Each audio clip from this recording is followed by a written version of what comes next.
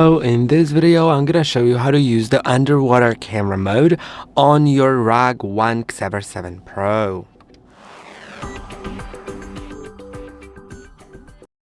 In order to use the underwater camera mode, you will need to go to the settings and assign left shortcut key or right shortcut key to the underwater camera. What I'll do is I'll select long press and set it to open underwater camera.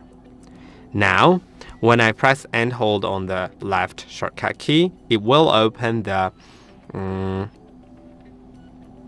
camera. Then, when I click on OK, as you can see, I cannot use touch, and that is exactly what should be happening there, because water can act as touch, and we don't want that for sure. Now, to take a photo, press on volume up.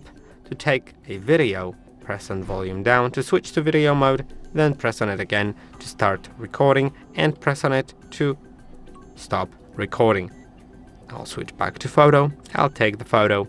Now, if you would like to exit it, simply press on the shortcut key to leave it. And that is basically how you use it. I hope that this video was helpful. Don't forget to like and subscribe, and I'll see you in the next one.